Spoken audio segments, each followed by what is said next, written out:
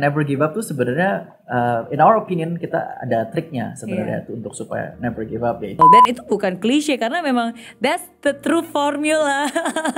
Itu rahasia sesungguhnya. Menurut kamu kayak escape room ini is a trend atau is a lifestyle?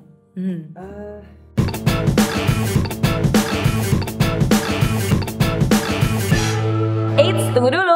Sebelum nonton video lengkapnya, jangan lupa untuk subscribe ya dan klik link di bawah ini. Jangan lupa juga untuk klik tombol loncengnya. Oke? Terima kasih. Selamat menonton. Berarti ini bisnis pertama kamu begitu kamu lulus? Fortunately yes. Ini sesuatu yang kita coba begitu kita lulus kita coba ini sebenarnya. Kamu masih muda banget ya. Kamu lulus tahun berapa berarti? Thank you. Mike. Aku lulus di 2000 di tahun itu juga. Oke. 2014 akhir ya berarti ya. Iya, berarti begitu lulus terus langsung you start this business together with your friends yang memang satu angkatan juga. Memang satu angkatan. Oke. Dan satu OSIS lah. Oke. Ini apa ya? Ini sebenarnya kelebihan atau tantangan untuk memulai bisnis dengan teman sendiri? Karena kan kadang-kadang banyak juga yang bilang ya udah bisnis aja, teman-teman aja. Karena kalau kadang-kadang kalau teman jadi bisnis partner itu nggak semuanya 100% bakalan berjalan lancar juga. Justru bahkan kadang-kadang malah bisnisnya nggak jalan, nanti pertemanannya juga akan merusak. Kalau dari saya rasa sebenarnya kalau bisnis bareng teman sebenarnya mungkin lebih ke tantangan sebenarnya daripada kelebihan. Karena kita udah dari kecil kita main bareng, kita selalu main bareng kan. Kita kejar-kejaran sistem kerja semalam semua untuk kumpul tugas tuh bareng segala macam. Ketika di business side itu sayang sebenarnya pertemanan ini bisa hancur karena kan cekcokan, ada masalah perbedaan lah. pendapat udah pasti kan. Ada masalah segala macam. Tapi kalau kamu benar-benar kenal teman kamu, benar-benar sevisi, yang penting kalau pemikirannya sama ya, jalan gaya pikirannya sama. Kalau udah benar-benar yakin tantangan itu bisa diubah jadi kelebihan. Dan kebetulan kalau saya sama tim saya itu student council, kita udah di OSIS selama 2 tahun. Jadi 2 tahun kerja. Kita actually semua nih 2 periode. Jadi selama 2 periode kan kita ada proker-proker, kelihatan banget cara kerjanya. Jadi mengenal teman bukan cuma sekedar kita main-main doang, tapi juga waktu sampai kerjanya selama 2 tahun. Nah itu kan kelihatan di sana. Tapi kalau cuma sebatas teman, ya nggak pernah lihat kita terjun bareng kan. Kita cuma ketawa-ketawa bareng. Tapi pas terjun bisa banget beda. Tapi at least before this you've done a few projects together di OSIS, jadi OSIS. Dari situ bisa tahu lah cara kerjanya seperti apa, pengambilan keputusan seperti apa. Kalau misalnya ada kesulitan cara solve-nya seperti apa. Jadi udah lebih mengenal, bukan hanya hahi tapi di dalam sebuah project gitu ya. Beda banget soalnya. So kalau gitu apa nih tipsnya? What is the do's and don'ts? Untuk membangun bisnis bersama dengan teman. Karena menurut saya nih pasti mungkin yang menonton YouTube juga banyak yang mulai bisnis dan biasanya paling gampang udah kalau gitu kita bikin aja nih seperti ini. Nah jadi berdasarkan yang sudah berpengalaman, what's apa do's and don'ts-nya? Ini personal opinion saya. Any business model sebenarnya bisa work. Di dunia ini ada so many business model. You have a training center. Ada yang bikin F&Bs, ada yang jual baju. Business model itu ada anywhere dan semua itu bisa berhasil. Cuman yang susah adalah eksekusinya sebenarnya, bukan konsepnya. Konsep business model itu cuman baru kayak ya itu baru supaya bisa mulai. Cuman sisanya it's all about execution. Nah untuk supaya bisa execution bagus ini, yang tadi balik lagi, you need to have a good team yang kamu udah tahu bener deh orang ini seperti apa. Karena execution ini gampang ngomongnya waktu di awal, tapi di perjalanan bikin bisnis tuh it's about long run. Bukan kita bikin 3 bulan kita hajar abis itu lepas gitu kan. It's about 10 years thing, it's about 20 years thing, dan perjalanan itu panjang. Dan ketika perjalanan panjang dan executionnya harus tetap bagus, itu tinggal bergantung pada teman kalian, tim kamu. Ketika kamu jatuh ada nggak yang tolongin kalian. Jadi execution is everything, dan untuk supaya execution itu bisa selalu jalan dari tahun ke tahun, you need to have a good team. Karena one day everyone bakal ada yang fall, harus ada yang bisa bantu. Oke. Apa yang tidak boleh dilakukan? Maksudnya dalam arti misalnya apa yang perlu apa ya, because sometimes as a friends, maksudnya kadang-kadang mungkin ada yang bisa dibicarakan atau ada yang nggak bisa. The common mistake that should be avoided gitu kalau misalnya berpartner dengan teman?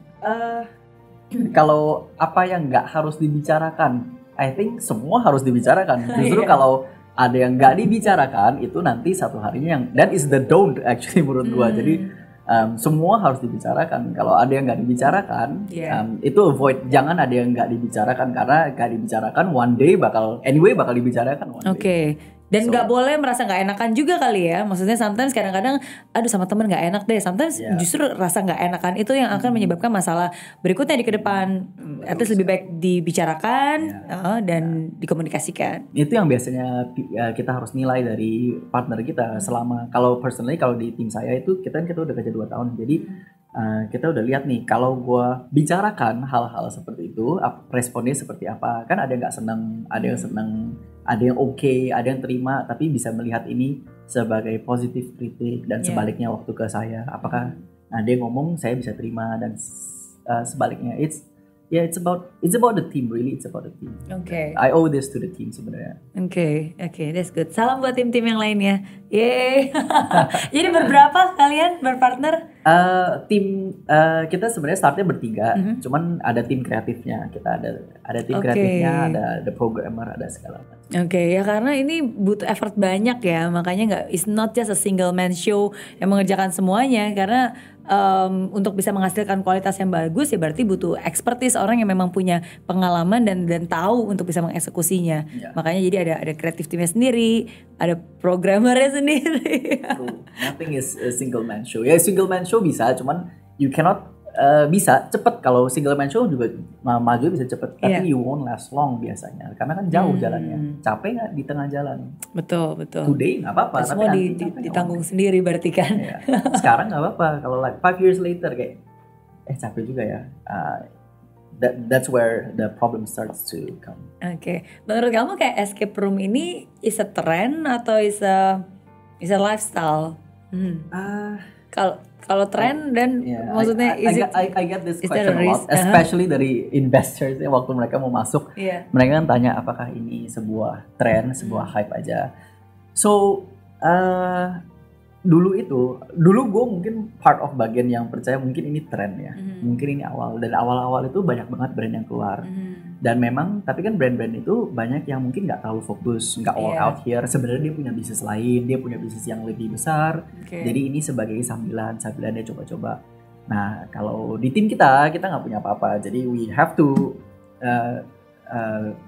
all out di sini sebenarnya. So as we go all out, kita buka-buka, kita cobain ke kota-kota lain. Ternyata semua kota-kota di Indonesia ini banyak sekali yang masih kurang entertainment, especially di Jakarta. So to answer your question, dulu gue pikir ini trend. I thought this is a trend. Cuman waktu as we go on, ternyata trend itu bisa diubah menjadi sebuah lifestyle. Lifestyle juga bukan entirely forever. Bisa aja one day hilang, bisa aja kayak.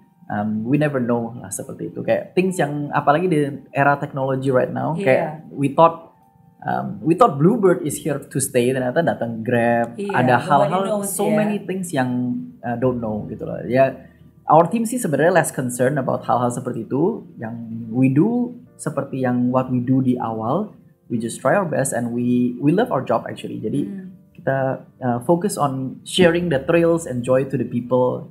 Let people decide itu trend atau actually it's just atau it could be their lifestyle one. Okay. And then how about your tips in competing with the competitions? Karena kan di awal yang tadi kan maksudnya ketika kita melihat escape room, lumayan nih ternyata banyak yang minat. Terus akhirnya muncul banyak brand-brand lain yang menawarkan mungkin harga yang lebih murah atau mungkin ya they just become the competitions kan. Towards hal-hal seperti itu kita actually nggak pernah kayak benar-benar liatin dia kita mau serang dia bagaimana atau segala macam. Nothing lah, dari kita benar-benar cuma fokus ke produk kita aja. Dan ketika kita mau fokus ke produk kita menemukan hal-hal yang ini susah juga nih, nggak bisa nih kayak gini, bisa nggak sih kita kayak gini. lots of problems lah. So, everyone knows, every entrepreneur knows bahwa along the way itu banyak banget problemnya. Yeah. Jadi the key is just I would go for the cliche, and this is such an understatement, yaitu never give up. Never give up is such an understatement. Kayak orang-orang never give up, oh ya enggak, it's not as simple as that. Dan never give up tuh sebenarnya, in our opinion, kita ada triknya sebenarnya tuh untuk supaya never give up, yaitu you have to love your job. Kalau you don't love your job, seberapa pun semangatnya never give up, kadang ya susah. Katanya problem datang ya lu aja nggak suka your job gitu guys. I think karena we love our job ya we don't give up. I think as simple as that. It's sebenarnya rumusnya very simple. Yeah. That's true. That's very true. Maksudnya sometimes kadang-kadang ketika orang bertanya, mungkin mereka berharap mendapatkan jawaban yang berbeda gitu kan, atau jawaban yang wah apa nih rahasia suksesnya gitu, rahasianya apa gitu. Padahal sebenarnya ya nggak ada rahasia. Rahasianya ya never give up. Rahasianya ya just you really have to love what you are doing. Never gitu give kan. up, yang things yang people will hear a million times. Jangan nyerah ya, semua udah tahu. Betul. Dan itu bukan klise karena memang that's the true formula. Itu rahasia yang sesungguhnya gitu. Cuma ya rahasianya bukan hanya diketahui aja tapi dipraktekin juga gitu. Oke. Saya dengar-dengar juga ada cafe nih. Cafe yang berhubungan related with games. Is it part of the Pandora group or something?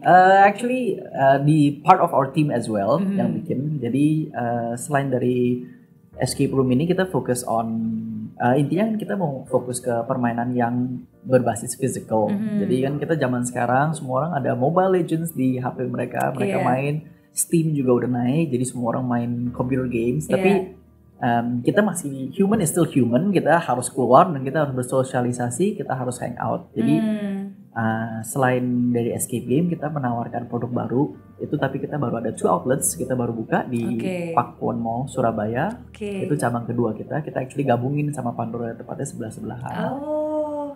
Itu tempat yang di mana, lantai berapa? Di dekat di lantai 1 sebelah time zone tepatnya. Sebelah time zone. Tepatnya sebelahan persis sama Pandoranya. Nah, di dalam actually kalau kalian pernah dengar Monopoly, siapa sih nggak pernah dengar Monopoly? Yes. Wrong question. Siapa sih yang nggak pernah main Monopoly? Kayak everyone pasti main dia. Ya, pasti main. Nah, zaman sekarang ada sekitar 5.000 Monopoly yang baru. Jadi dulu cuma ada Monopoly toh, ada Ludo, probably ular tangga. Tapi sekarang tuh ada thousands of games yang bagus-bagus lah, semua seru-seru.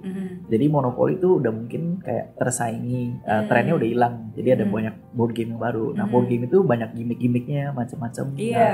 Kadang kita menyediakan tempat di Vault Board Game, namanya The Vault by the way. Nah, The Vault Board Game ini, jadi di dalam situ kita menyediakan custom made table. Jadi tablenya sendiri, di tengahnya ada area bermainnya. Tapi kita ada fasilitas, ada fiturnya, mejanya itu ada fiturnya. Jadi you guys bisa makan sama minum, ada snack segala macam dengan nyaman, tapi bisa sambil main. Soalnya kalau main di board game biasanya di meja, problemnya biasanya meja mungkin kurang gede, atau kadang meja kalau rata, you guys sambil makan tumpah ke board game-nya atau kena senggol minuman. Mengganggu lah, gak enak gitu kan. Jadi kita coba berusaha bikin sebuah cafe yang bukan cuma cafe, tapi it's a board game cafe. Fasilitasnya duduknya nyaman, jadi bisa main Monopoly yang benar-benar seru banget gitu. Bukan cuma main di rumah gua, karena main di rumah gua kita berisik. Orang marah. Dan kalau itu di Surabaya kan di Pakuwon Mall. Kalau di Jakarta ada? Di Jakarta belum ada. Belum ada. Kenapa nggak mulai di Jakarta dulu? Kita akan datang ke Jakarta. Oh gitu. Berarti 2 cabang tuh dua-duanya di Surabaya? Dua-duanya di Surabaya. Oke. Tapi kita akan datang ke Jakarta. Coming soon ya? Coming soon. Ya oke lah, kita adil lah ya. Kalau misalnya Pandora mulai di Jakarta, itu mulai di Surabaya, tapi ntar merata. Pasti merata. Iya. Tapi setuju banget sih. Maksudnya kalau kita ngobrol, maksudnya this is the first time I met you, I'm so happy karena saya juga pecinta, bukan hanya pencinta escape room, tapi kita sekolah itu juga pencinta board game. Ya, apalagi maksudnya saya sama suami tuh suka banget main board game gitu. Dan of course kadang-kadang kalau di Indonesia tuh jarang banget ada tempat yang up to date untuk menjual board game. Jadi biasanya tuh board game itu ya kalau pas lagi keluar, saya pas lagi ke Australia, biasanya udah sekalian beli board game yang memang seru dimainin. Dan board game tuh seru banget. Maksudnya bukan hanya sekedar Monopoly yang bisa dimainin mungkin 2-3 jam, bahkan kadang-kadang ada board game tuh yang bisa dimainin 7 jam bahkan seharian. Karena kan butuh ada ada negosiasinya banyak hal yang gitu harus kan. dilakukan. Terus ada yang tipenya role play. Yes. Jadi tergantung kita dapat play apa. Jadi You know a lot about board games. ya, I love playing board games gitu, dan apalagi ketika dari sejak kecil, misalnya ketika kita berdua punya anak, iya kita juga membiasakan anak-anak untuk Bisa main karena kan it's very good, kita bisa interaksi dengan mereka, kita bisa ngobrol-ngobrol. Ya, gitu daripada mereka main sendiri Betul, ya, terus kita nonton betul, dia main. betul. Dan kan ada banyak board game juga yang sifatnya role playing. Ya. Kan kadang-kadang kalau board game kan kita bisa milih nih, ada yang mau Buat yang tipe jahat. apa, ada yang tipenya mau buat trivia, buat mikir, ada juga yang tipenya negosiasi gitu. Nanti bisa ada kategorinya tuh. Ada tuduh-tuduhan, Ada bluffing games. bluffing Siapa games. orang jahat ya, lu yang maling, gue yang maling. Betul, betul. Dan sekarang udah banyak versi kan. Kalau misalnya versi, Ya. misalnya kalau versi kayak Murderous Game, itu pun juga ada banyak versinya. Ada yang versi banyak lah, ada beda-beda kan nama-namanya So ya. many of them. So many. Dan itu actually menjadi salah satu dari misi tim kita. Jadi seperti dulu kita waktu kita coba di Malaysia kita coba escape room. Ini seru banget sebenarnya. We want to share. Coba kita bikin produk lebih bagus supaya people bisa enjoy lah apa ini namanya escape game kan. We want to share the joy gitu aja sih sebenarnya. Dan di board game as well. Jadi saya sendiri juga a big fan of board game. Kita sering kumpul segala macam. So we open a board game cafe untuk introduce people lah. Ada something so much more fun daripada Monopoly. Cobain dulu aja. Oke, seru. Oke, nanti ntar ditunggu kafenya yang ada di Jakarta. Oke.